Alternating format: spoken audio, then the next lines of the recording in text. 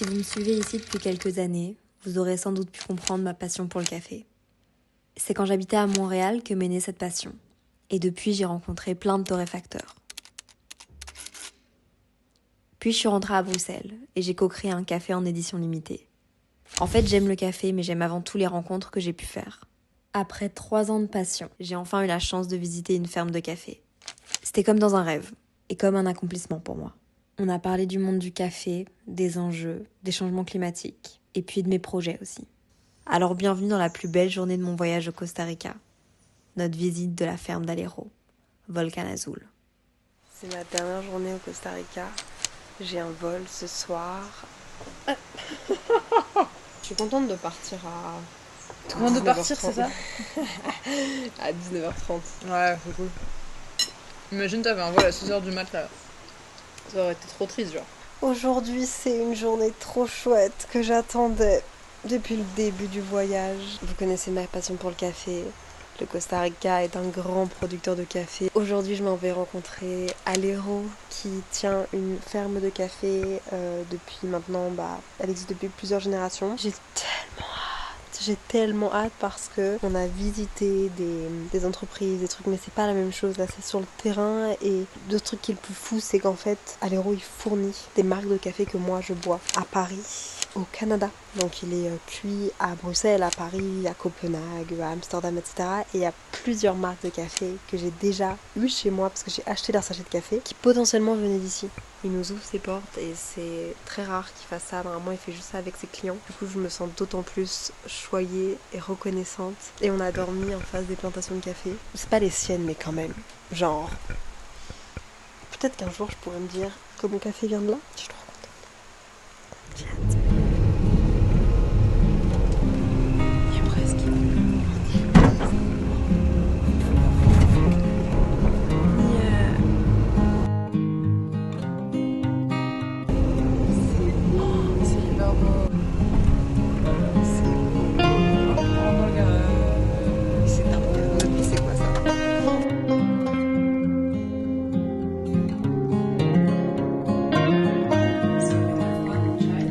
Yes.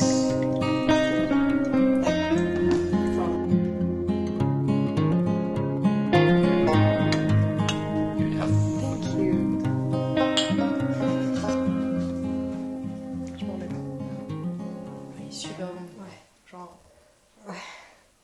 tu sens la qualité. Tu sens la qualité. Tu sens la préparation.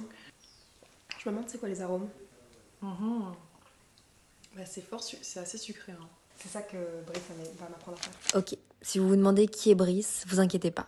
Je vous en parle après. Parce que depuis mon retour, j'avoue qu'il y a pas mal de choses qui ont bougé. Do you want more coffee?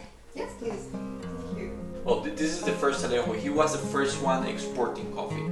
So this is from the side of my father. And they started producing in the 1830s and exporting in the 1840s. And that's how both families came together. So it's from both sides. It's from the side of my father and from the side of my mother. We're going to take an ATV, the little car. Oh.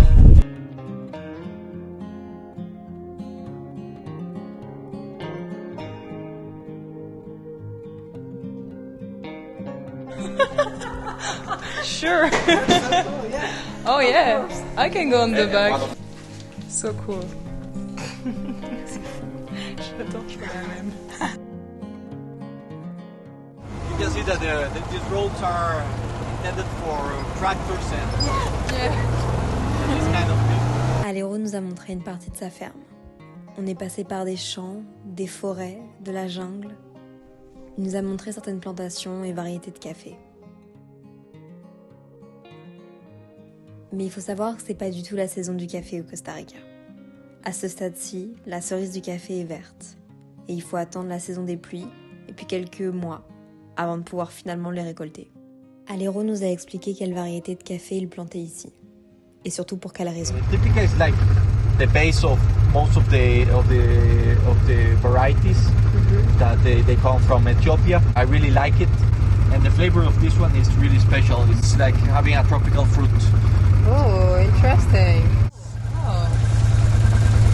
Wow. Franchement, quelle expérience on est en train de vivre. Je me demande où on est là. Je me demande pourquoi il a son chapeau. Il nous a aussi parlé de l'état des sols, de l'eau, des pluies. Bon, je vous avoue que je suis pas une experte, mais c'est intéressant de comprendre les enjeux, pour savoir qu'ils sont là. Et ça tombe bien parce que pendant la visite, Alero nous parle des caféiers, des sols, de l'altitude choisie, des variétés. What I like the most about being a farmer is experimenting with varieties. So we have over 40 varieties in our farm. For me, what's interesting is that they all have different flavors. So coffee, but here I'm sure that this coffee will be great because of these conditions. And if we do a good job managing these trees. So in 5 years. In 5 years, yes. Ah, wow. What variety is this? This is geisha. A geisha, okay. Geisha likes a higher altitude, so the higher for the geisha, the better. And also, geisha likes the shade. Or here, it's also, you can see it's not even the middle of the day, and it's already getting darker. During the rainy season, it doesn't get so much sunlight, and that's perfect for geisha. Maybe not for other varieties that we will have other diseases, but geisha is really resistant to some fungus diseases. J'ai pas pu m'empêcher d'aborder un sujet avec Alero. J'avais envie d'avoir son point de vue. We have always been very conscious about the climate in our family. My father started buying the bigger conservation areas in the early 1980s, when climate change was not even a topic in our family. We started that before it was a trending topic, and that means that it means something for our family to protect the environment. We are per square meter the more diverse country in the world. It's very important to protect, because in a really small area we have 2.5% of world's biodiversity. In the 1980s you were allowed to cut the trees, and my father decided to protect those areas, even if he could have done money selling the timber. C'était important pour moi de rencontrer Alero, d'être sur place, d'être dans une ferme où tout se passe finalement. C'est facile d'oublier que derrière ces jolis packaging de café, il y a des terres, des fermes, des fermiers, des gens qui travaillent. Alero nous a aussi expliqué que pour le moment, l'usine était fermée. Right now we are doing the maintenance to start the new harvest. On a d'ailleurs parlé des différents processus autour du café, une fois la récolte faite.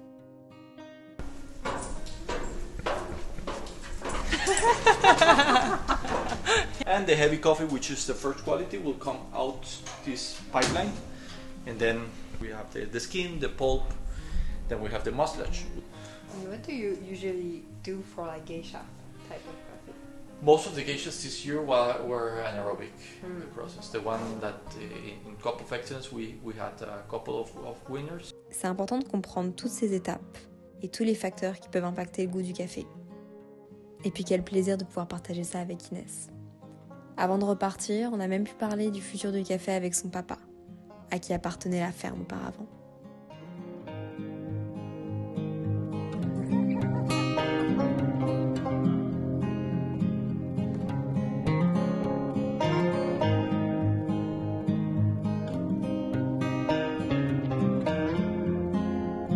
It smells so good.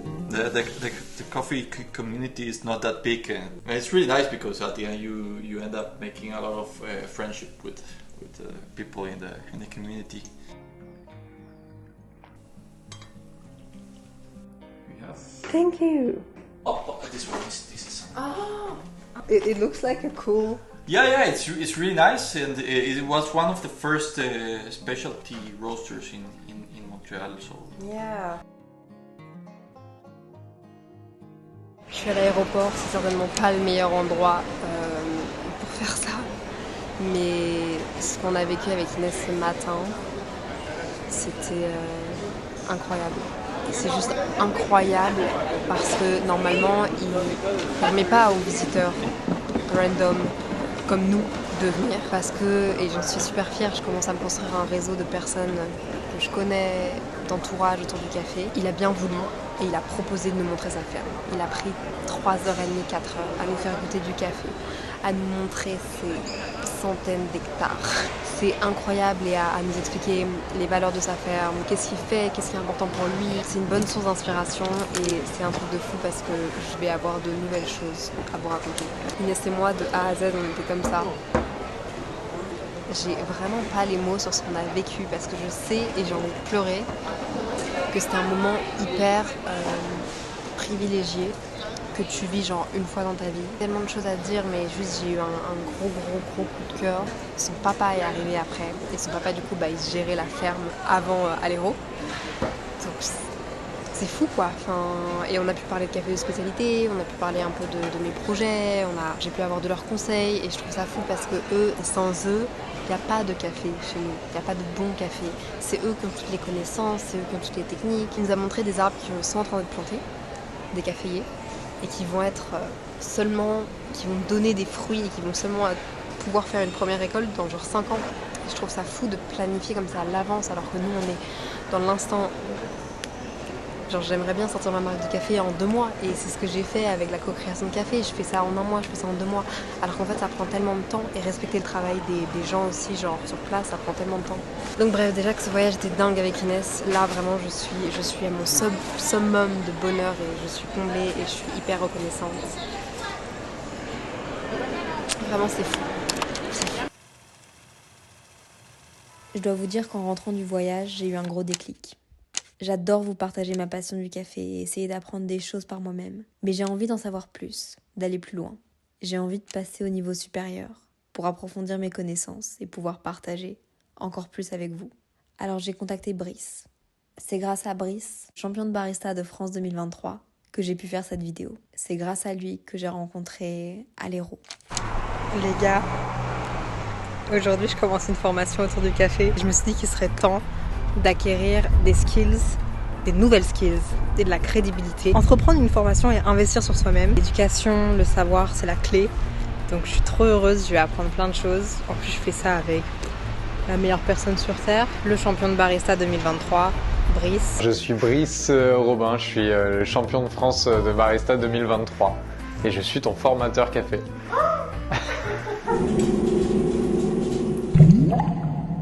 Le café de spécialité, ça définit une sorte de café un peu plus qualitative et avec un sourcing un peu plus précis que le café conventionnel qu'on va retrouver dans les grandes surfaces ou de manière générale partout. Le café de spécialité, ça représente 2-3% du marché global au niveau mondial. Robusta pousse en plaine. Donc il y a quand même des différences physionomiques et génétiques sur les deux espèces. Pour moi, il y a 2 choses à prendre en compte pour répondre à ta question. La première chose, c'est qu'avec le café de spécialité, on sait ce qu'on consomme, on sait d'où ça vient. Le café conventionnel dans le commerce, on sait rarement d'où ça vient et quand on sait que ça vient du Brésil, on ne sait pas exactement où au Brésil, quelle ferme, etc. La première chose, c'est qu'avec le café de spécialité, on a une traçabilité. Ça, c'est une chose qu'on peut mesurer, c'est-à-dire qu'on sait exactement d'où vient le café, à quelle altitude il a poussé, quelle variété d'arabica a poussé, comment il a été préparé, comment il a été torréfié. C'est les petites cartes qu'ils mettent avec leur café. Et en gros, à chaque fois, il y a genre tout ce qu'il faut savoir d'un café de spécialité. Ça, c'est la transparence. Tu ne trouveras jamais ça chez ça. Ou en supermarché. Le deuxième élément de réponse, c'est que gustativement, on s'y retrouve. En général, quand on fait un produit qualitatif, on s'y retrouve aussi en tasse. Donc ça, c'est un peu plus subjectif, évidemment, mais le café de spécialité est meilleur. Quand on est professionnel, on fait du bruit quand on boit, c'est ça? Ouais. Ok. C'est pour ajouter de l'air parce que tout se passe par l'olfaction. Tu vois, Europe, on a le goût en majorité par la rétro-olfaction, donc c'est important d'ajouter de l'air pour bien sentir les arômes. Ouais. C'est ça? Puis c'est stylé aussi. Regarde. Moi j'ai un truc très ananas là pour le coup. Ouais, fruits tropicaux. Et puis on mesure aussi la qualité du café avec le goût, puisque chaque café de spécialité doit normalement obtenir une note de 80 sur 100 à la dégustation, et ça c'est des professionnels qui le font. C'est un petit peu plus subjectif, mais on a des critères de notation et c'est des gens qui sont formés pour noter les cafés. Est-ce que c'est ananas? Ah ouais, à fond.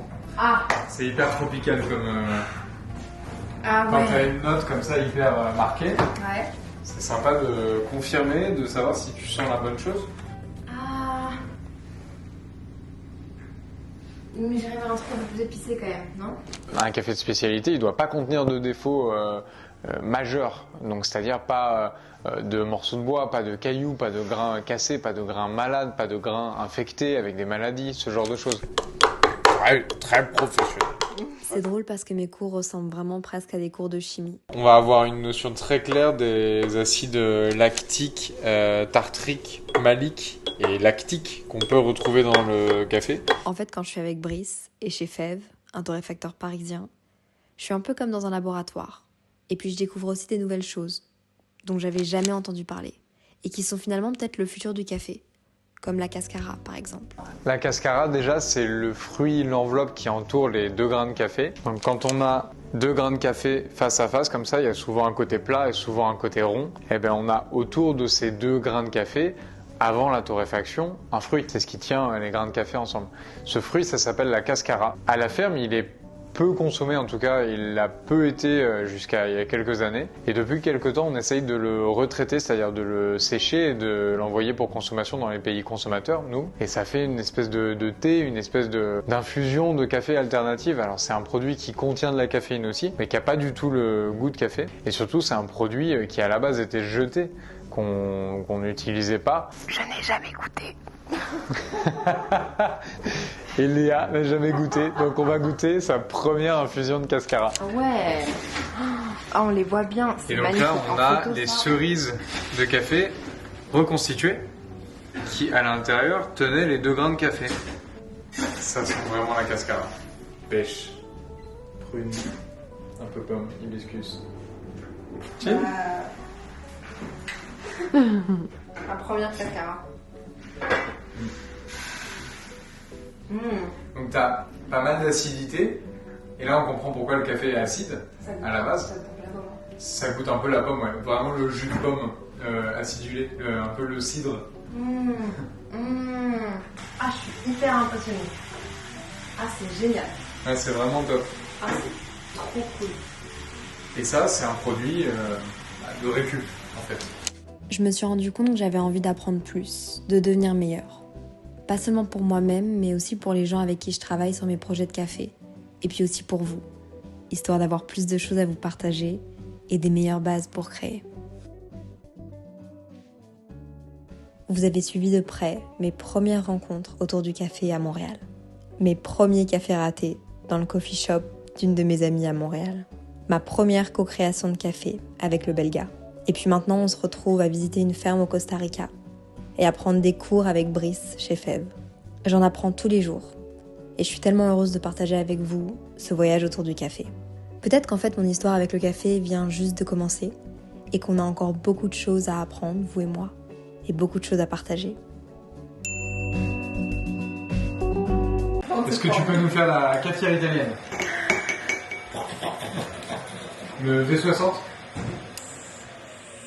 T'imagines, c'est ça que tu m'apprends dans les formations. C'est ça. Genre, c'est ça que les gens vont voir. Venez faire des formations avec moi, vous saurez imiter les cafetières après.